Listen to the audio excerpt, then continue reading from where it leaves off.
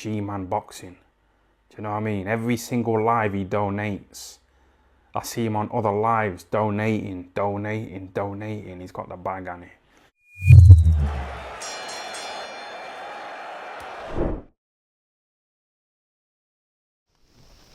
Alright people, midweek report time. Lots and lots and lots to talk about in this video. We'll start with a post that Alan Babbage made. Now, before I talk about this further, the WBC have announced, they had their convention on over the last 2 days. They've announced loads of mandatories, loads of eliminators. We'll talk about, they've listed them here, and I'll save them till nearer the end, but we'll go through it kind of bit by bit. But the first thing I noticed was Alan Babbage showing a picture of him in camp with Tyson Fury sparring. Now, when I looked at that, I was thinking, like, alright, Babbage sparring Fury? I was kind of thinking, like, you know what, like, stylistically, yeah, you know, there's a, well, Babbage is a lot smaller than Chisora in terms of natural size, but I was like, oh yeah, you know, I could see it. Then I was thinking, actually, wait a minute, he's managed by Dillian Whyte. In fact, he's been fighting on, well, he didn't fight on the Fury card, but when Dillian Whyte was with Matchroom, he was fighting on a lot of the undercards. And, or well, still is at Matchroom, you know, fighting on a fight-by-fight basis. But when he was on, you know, Sky pay-per-view and stuff, he was always on the undercards. And I was like, right, that's interesting. Because I would have just assumed, well, maybe it's not, maybe Dillian Whyte deals with the managing in terms of, you know, what cards he's on and, you know, who he fights, etc. Maybe he doesn't deal with the sparring. But I was just looking at that thinking, okay, that's interesting, you know, managed by Dillian Whyte, but training alongside Tyson Fury, at least sparring alongside him, or sparring Tyson Fury, I should say. And it's like, well, that's the guy who knocked your manager out in his last fight, and Dillian Whyte still isn't overly, he's not actually singing Tyson Fury's praises. So I wonder if anything's happened there, you know, because Dillian Whyte's a weird one, right? Dillian Whyte, I don't really get his, like, obviously he's a manager, but like, he seems to sign fighters based upon how hard they try to work in sparring, in a sense of if they're willing to, you know, have a dust up with him. He kind of takes that as more of a box tick rather than actually signing people who have any legitimate talent. Like, if you look at the pool of fighters, right, you've Alan Babbage, whether he's there or not, I don't know still, because Riakporhe left. Now, Riakporhe's not a bad fighter. You know, he's not. Would he be world level? He's knocking out the door, certainly, but he's definitely not at like an Okolie level or anything like that, no. You have Fabio Wadley, who had no amateur background at all. You know, it was all white collar. He is, I would say he'll plateau at European level, realistically. And, you know, they had to, after the Molina fight where, you know, obviously Molina, he is, you know, I mean, in terms of heart, I mean, him versus Malik Scott, you know, the battle of who has the least heart. It's like, you know, who can hit the ground first from a punch that didn't land. That's the real fight. Who can hit the ground first with a punch that didn't land? Who has the least heart? Oh, I've got less heart than you. That's what you think. After that fight, they kind of brought his level down a bit. Now he's fighting Nathan Gorman, and, you know, if Nathan Gorman comes in shape for their fight, it's interesting. But if he comes in like I expect him to, which is just, you know, overweight and slow, then yeah, he should win that. And he signed Babbage, you know, and Babbage, look, I love watching Alan Babbage fight. I've said that before. I love watching him fight. I think he's great fun to watch. But damn, I mean, he is just asking for trouble, the way he fights. This is a guy who, was that a French heavy, or not? Well, it was a heavyweight, wasn't he? He was like 260 pounds. He fought last December, who nearly knocked it. He nearly had him out of there in, what was it, the second or third round? That was a guy who wasn't very good. He had a couple of losses. He was borderline journeyman. So that wasn't good from Babbage. He didn't look good in his last fight. So these are the signings Dillian Whyte's made. And I just wonder, he puts too much stock, I think, in, you know, how big are your cojones in sparring? They're big, I'll sign you, I'll manage you. But in terms of actual talent, I mean, like, damn. So he's sparring Tyson Fury. So we'll see, look, we'll have a look and we'll see how that goes. You know, Anthony Joshua, I talked about this in a video yesterday. I'll talk about it a little bit more here. This was with Sport News. I want to be a free spirit. I locked myself down for 11 years with one coach, and now I feel like I just want to learn as much as possible. I'm in a position where I'm able to do that. when I'm able to work with anyone. So who knows what will happen next year. It's very interesting. It's very interesting to see what he does. You know, he did do that in 2021, but he had no fight lined up. So he went to America, went all around the world pretty much, just mainly America. Had Eddie Reynoso, was with Ronnie Shields. Did he go over with Freddie Roach, I think, Virgil Hunter? He was over with a few different trainers in the States, trying them all out. So I wonder, is he going to do something like that this time? You know, maybe have a trainer in, and I don't recommend this, but maybe have a trainer in one fight, and then not really, if he doesn't like the way he felt in that fight, maybe in a different fight have another trainer. At the end of the day, they're not Alexander Usyk. There's not the kind of pressure of a network behind you. Well, there would still be with the zone, but no, probably nowhere near as much as it was like with Usyk. You know, I mean, if he'd won, I mean, the sky was the limit. So it's going to be interesting to see what he does coming back and how he looks coming back. You know, I'm very intrigued to see how Anthony Joshua looks in his comeback fight, because bear in mind, right, this is probably going to be the first, more than likely anyway, going to be the first reasonably easy fight he's had in 6 years when he steps in the ring next year. I would say the last opponent he fought, who it was a real kind of easy blow over, and we kind of knew already it would be Eric Molina. I think we all knew that, and it turned out to be that. It did, because obviously, you know, you have to understand that he had Klitschko next, and that was already a done deal, you know, but because we knew as soon as the fight was over, Eddie Hearn announced it in the ring. So that fight was pretty much agreed. So, of course, Hearn was they were not going to take any risks for anyone remotely decent if you were going to risk that fight. So it's been 6 years since he's had probably a kind of lesser opponent, if that's the way you want to say it. So it's going to be interesting to see how AJ goes in and deals with it. Will he look devastating? Will he take his time? Will there be a few jitters? Will he look rejuvenated? All questions need to be asked. I think this comeback is going to be interesting. You know, a lot of people are writing him off. And look, wouldn't surprise me if AJ comes back and he's a shell of himself. But, I don't know, maybe a bit of time away, really changing things up. Look, I could be completely wrong for saying this, but I definitely think that maybe basing himself, certainly for at least one camp over in the States, might benefit him. Because sometimes you just need out of that comfort zone. You know, you really do. If a good example would be of a fighter, and this is how it happened actually, funny enough, take themselves out of their comfort zone, was, do you remember in 2017, it was 2017, Billy Joe Saunders had a horrible performance against Akabov, where it was Ben Davison trained him for that fight. And a lot of people felt he lost, thought he just nicked it, but it was a very, very bad performance. He left Mark Tibbs and he started training with Adam Boot. Adam Boot at the start of 2017, that's who Billy Joe Saunders was training with. And Billy Joe was basically like, right, I like what's happening here with Adam Boot, it's alright, but I'm too close to home. There's temptation everywhere. I'm in kind of my comfort zone almost. So then he went up to Sheffield. Apparently, didn't he live in Kid Galahad's basement or his attic? Or stay there? Trained with Dominic Ingle. And for me, that was the best Billy Joe Saunders. He was rejuvenated. He was in tremendous shape. He just was out of that environment that, you know, was so normal to him, was so comfy too. I think Mark Tibbs is based in London as well. I think he is anyway. So, out of all that comfort zone, up there in Sheffield, which I believe is the north of England. It's certainly, I think it's more northeast than it is north central. I'm not sure. It's up north anyway, and miles away from home. And you saw what it did to him.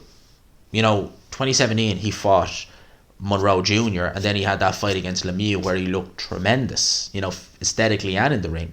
So maybe AJ taking himself out of his comfort zone in the UK and going to America, where I think as well, like, he's not as big a star in America as he is in the UK, so I'm sure if he was he could walk down the street and not be, you know, heckled by someone. I say heckled, you know what I mean? Like, you know, oh, AJ, picture, you know, that kind of thing.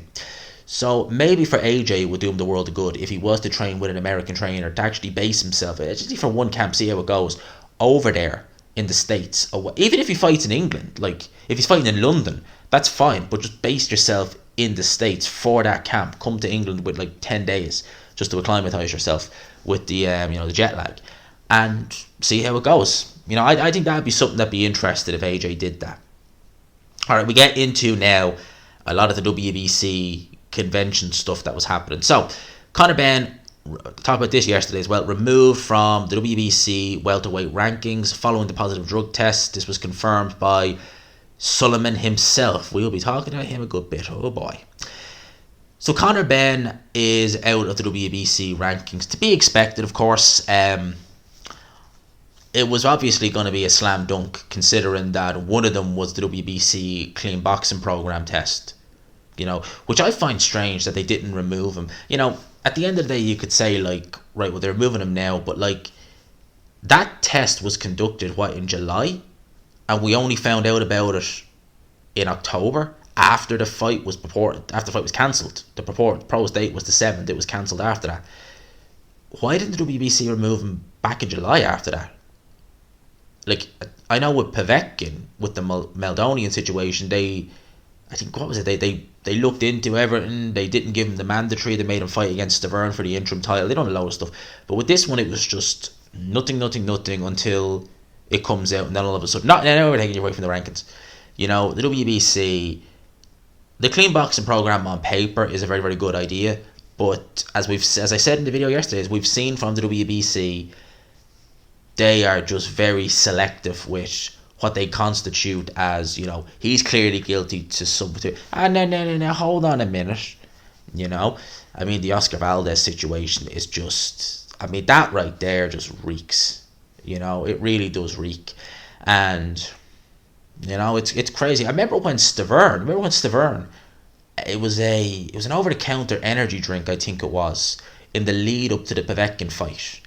And they didn't remove him from the fight. They didn't strip him of anything, but they fined him like 75 grand. I think that was how much they fined him for that. And then obviously Povetkin in that fight, we're going into the fight, popped for Osterine. It was Meldonium in May for Wilder. And then it was Osterine in December for Stavern. He ended up fighting Duapas that night. And that's the most jacked I ever seen Povetkin in the ring. If you've ever seen Povetkin versus Johan Duapas, go and have a look at it. I've never seen Povetkin look as lean and as muscly as I have in that fight. Whatever he was on, that was doing some serious work. I've never seen Povetkin look as lean as that. That was 2016. And he fought, I think it was Radenko in summer 2017. And he did not look the same. Physically, he did not look the same. He looked a lot softer. The WBC have stated that Beterbiev, after his fight with Anthony Yarde, must fight Callum Smith next. Now, I have seen a few other people go and say that actually this has been taken out of context a bit. Yes, they will order him to fight Callum Smith, but apparently the Bivol fight does still take precedent. That does still take precedent. So we'll wait and see what happens there. Look, I love the Bivol versus Beterbiev fight. I'd rather see that, truth be told, than the Callum Smith fight. I'd rather see it than the Anthony Yarde fight. I would love it if both guys took step-aside money. And, well, I don't know if Callum Smith would, because obviously the president, Sullivan, was saying that they'll prioritise the undisputed. So hopefully they do. I'd like to see Anthony Yarde just take the step-aside money so we can just get this fight over the line quickly. Even if Beterbiev fights Anthony Yarde, I'd say he beats him in a couple of rounds. I'd be worried about him picking up an injury and it just delaying the process. And, I just want to see, because I genuinely, this is one of those fights where it's literally you're looking at it and you're just like, Beterbiev, Bivol, Beterbiev. It's like, who do I pick? Like, who do I actually pick in this fight? And it's one of the harder fights, certainly for me, to look at and say, oh, who do I pick in this fight? Because both guys are tremendously talented. Both guys have their own set of skills, and they're very good in their set of skills. Beterbiev, with his just strength, his aggression, he can box, his punching power is absolutely phenomenal. Bivol, his speed, his defense, his fluidity, his footwork. Beterbiev's footwork isn't bad as well. And the way he can pressure and cut off the ring, it's just like, make the fight. Please, make the fight. Like, top 3 fights in boxing. Spence versus Crawford, Fury versus Usyk, and it's kind of neck and neck with Joshua Wilder and Beterbiev Bivol. And I think because both guys go into this fight for undisputed and they're both undefeated, I'd give it to Beterbiev Bivol. Press over Deontay Wilder versus Joshua. I would. Fury promises Jake Paul will get it close. Oh yeah, Tommy Fury's fighting some guy. Who the hell is he fighting actually? He's fighting someone anyway on the Mayweather bill. That's this weekend, isn't it? So we'll see how Tommy Fury looks. He's obviously going to be calling out Jake Paul. That's what he wants. Jake Paul, funny enough, is sparring with Lawrence Okolie. I mean, I wonder how easy Lawrence Okolie... And actually, speaking of Lawrence Okolie, what the hell is the deal with Okolie? Where is he? We are literally getting no announcements of him for any fights. Like, there is nothing been announced of Okolie. And I know some people are going to say, Jake, what he said about Eddie Hearn, is Eddie Hearn going to do him any favours? You'd think, though, with Eddie Hearn, if he had one fight left, even after what he said, you just get him out on a card, just there you go, see you later, bye-bye. And the rest is history. I've literally heard nothing. You know, he had a fight February this year actually, and not the best fight to watch, to be honest, which it was on a Sunday. And I like, that's one thing about Eddie Hearn I wish he'd keep up. I like the Sunday cards. I do, I have to say. Something like on a Sunday if there's no F1. And I like F1 this time of year because it's in, you know, North and South America, so the races are on in the evening, which is nice and fun. It means they have something to watch. But the Sunday cards are good as well. You know, not every Sunday, but, you know, once in a blue moon, once every 2 months or so, it's nice to have a Sunday card. You know, Sky are doing one in the daytime. Is it next Sunday? I think it's next Sunday, actually. No, it's the following Sunday. They're doing the... Obviously, they were hitting in with the Parker versus Ryder fight, and they were also hitting in with the White Franklin fight. So they have it at Ali Pali, and it's on during the day. You know, Adam Azim, who's actually signed a 4-year deal with Boxer, and Sky has Adam Azim, and he's fighting Ryland Charlton. Now, Adam Azim is very, very fun to watch. He's very fast, very talented. I think he's going to beat Ryland Charlton. I think Charlton's, at this stage of his career, it's a good step up. Like, it really is. It really is. I've always said that I've never been a fan of fighters signing long-term deals. A 4-year deal is a long-term deal. I don't mind it as much. Like, I'd never really advise it. I'd always be someone who, if I was managing a fighter, I'd be like, if he's offering you a 3-fight deal, that's the max. That's really the max I'd go for, because you always want to keep your options open. If you're just starting out, however, and I think Adam Azim is even, I don't even think he's 20 yet, or if he is, he's only in his very early 20s.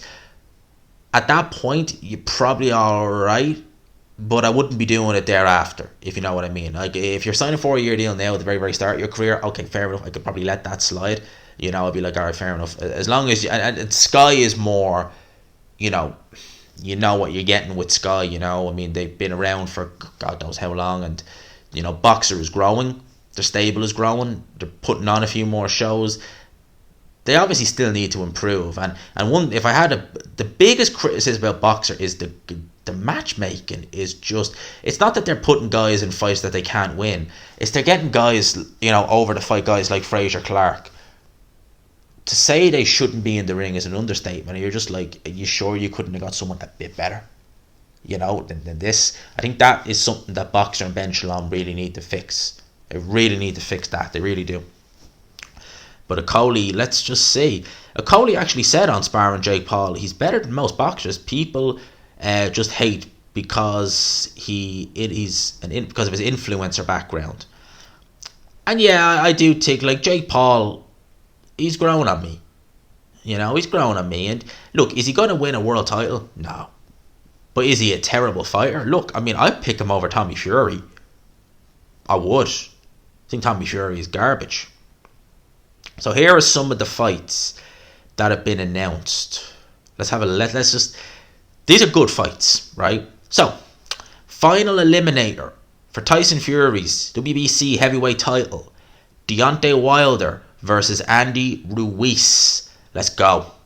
As Dylan White would say. Let's go. I like that fight. I think Deontay Wilder takes Andy Ruiz's head clean off his shoulders, personally. But you never know. You know, heavyweight boxing. You know, there was F1 commentator called Murray Walker. He's dead now. He died last year. He said, anything can happen in Formula 1, and it usually does. I like to take that saying into heavyweight boxing. Anything can happen in heavyweight boxing, and it usually does.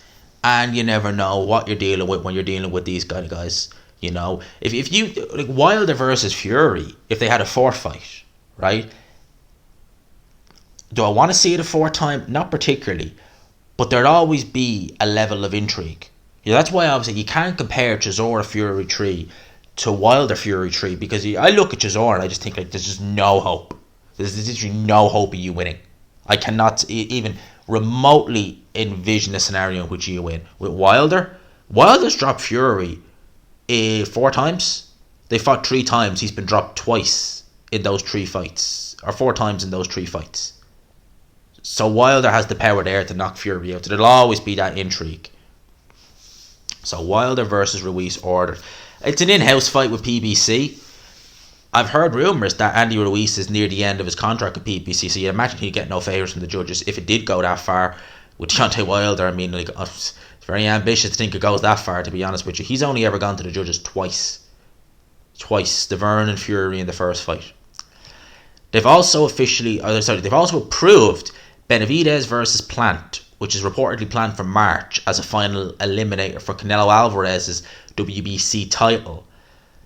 Benavidez is interim champion. Okay, wow. So, look, I think Benavidez wins that fight. So Canelo Alvarez could be mandated to fight Dave Benavidez.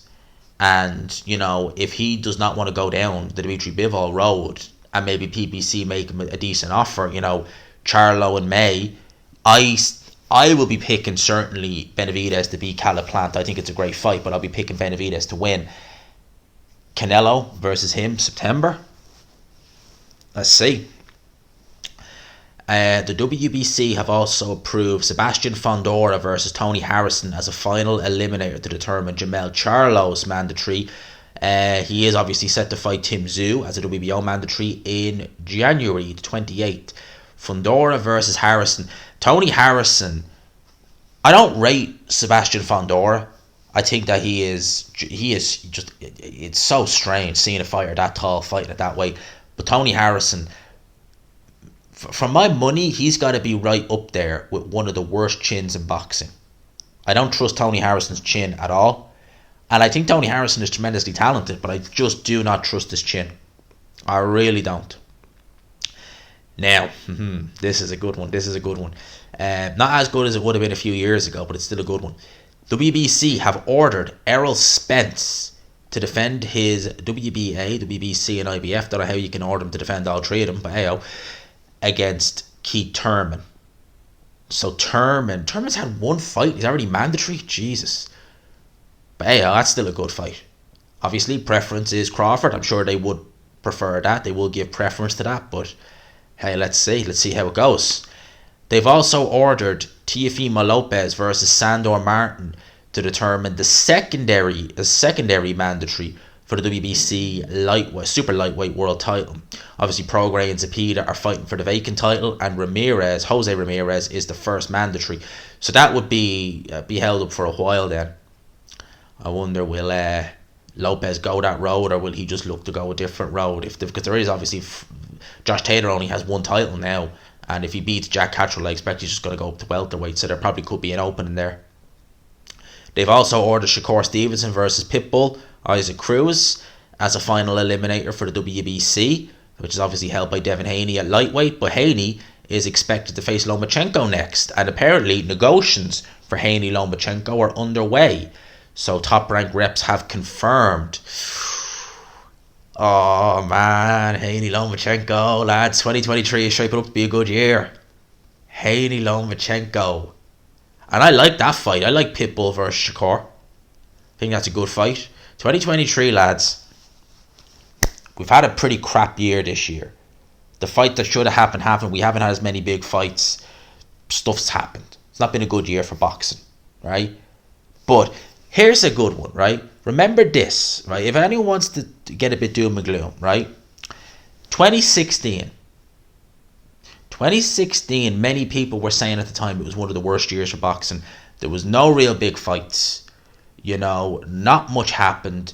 You know, it was just certain fights that should have happened didn't. You know, you got Kell Brook, Golovkin, Canelo. You didn't have Canelo Triple G. You didn't have... There's lots of things that didn't happen. You know, some of the bigger fights that were on paper bigger, you know, didn't do that well. You know, you'd Yard Kovalev. Postal versus Crawford. That HBO did that on pay-per-view. There wasn't much in 2016, right? There wasn't. But 2017, there wasn't 1 month there wasn't a big fight. Frampton Santa Cruz 2 in January. Who did we have in February? We had that Eubank. I'm sure there was other fight. We had that Eubank Quinlan card with Price on the undercard against Christian Hammer. I think we had someone else as well in February, but I can't think of it now. In March, we had Bellew 2. In April, we had Joshua Klitschko. In May, we had... we also had Golovkin versus Jacobs in March 2017. We also then had Canelo versus Chavez Jr. in May. Or in June, who did we have in June? June, we had Ward versus Kovalev 2. Just memory here, I'm trying to keep with it. July, can't remember. We definitely had a big fight, or a big-ish fight in July. Who do we have in August? You get where I'm going with this. Obviously August, you had Mayweather McGregor. I mean, if you want to count that, go for it. July, there was definitely someone. Canelo Triple G in September. Joshua versus Takam in October. You had Loma versus Rigo in December. And I think you had something else in November as well, if my memory isn't a million miles off. But cut a long story short, 2017 was a great year for boxing. And in the 2016 was a crap year. Just because you have one crap year doesn't mean you're not going to have a good year straight after. So last fight they ordered was Ray Vargas versus Oshaki Foster for the vacant WBC super featherweight title. I wasn't aware Ray Vargas moved up, but apparently he has. So he'll get an immediate crack at that. They've ordered... Ray Vargas is obviously featherweight champion, so the WBC have ordered Fulton versus Figueroa for the interim title. Okay. It's not a rematch. Yeah, it is a rematch. It was a good fight the first time. It was a very, very good fight the first time. Let's see how it goes the second time. So, I think I got it all wrapped up there for you. I'll obviously, once this goes up live, because people keep asking me to put timestamps on it, I just keep forgetting. Let's be honest, guys, I just keep forgetting to put timestamps on it. I will put some timestamps on it, so I might just put in WBC fights as one, because they're kind of going by bit by bit. So, let me know your thoughts on everything I talked about. I hope you enjoyed the video, people. Smash the like button if you could. We've been doing some good numbers the last few days. Subs have been growing pretty good over the last few weeks. Long may it continue. And obviously yesterday I put in, I think, a bit of work. And that's not going away. Like, I want to keep going and getting as many videos out as I can, because at the end of the day, the more videos you do, the more audience you reach, the more people will tune in. It pleases the old algorithms. And I want to get this channel, obviously, going off on a tangent here, but 10k is the goal. But I'm just thinking, what doors that opens when you have 10k, and the doors is going to open next year. It's going to be crazy year, next year. I have a funny feeling next year is going to be a mad all year, because I've already got the taste of what it's like to go to events this year, and I doubt I'll get to any this year for the end of the year, but definitely next year. So next year is shaping up to be a big year, and I'm really looking forward to it. I can't wait, and hopefully I'm going into it with 10,000 people logged into this channel, which started nearly 4 years ago now, and it's been a roller coaster. It's been fun, but I've always been sat here giving the news when it comes. So I'll leave you with that, people. I hope you enjoyed the video. Smash the like button. But before I finish, Chris Eubank Senior, got to talk about him. I forgot to touch on him because he's in this as well. This is going to be a long one. So obviously I seen the video with him yesterday. It was a very bizarre interview, and Joe Stunner Boxing sent me a link to Eubank Senior at an event. He is an eccentric character. He definitely is. There's no ifs or buts, he is. But for me, it just seems like something's not right. Really not right. And, I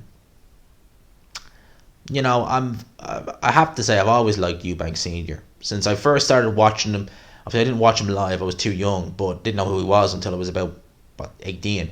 But immediately you take a liking to him. He's just that type of personality. Even though he was in his prime, he was the villain. He just has that charismatic personality that just brings you in, And you know, I was never a big fan of Steve Collins, so I kind of didn't. I was kind of like, nah, Steve Collins beat him. So, well, Eubank, I've always kind of liked him, and I hope if he's going through anything that he comes out the other end. And I'm sure if he do, whatever it is, you know, if there's one thing I've learned, especially over the last few months, is that no matter how hard things are, you can't stop the world turning. You just cannot do it. You got to just turn with it, and no matter what you're going through, it'll pass. You know, sometimes it'll take longer than others, but you got to trust that it will pass. And you know, you look back and you just say, Jesus, weren't you only, what the hell were you thinking? But I hope that he's okay and that he gets himself into a better place. I hope he does. And I don't mean that in a sense if he dies. I mean that like in terms of his headspace, he gets himself into a better place.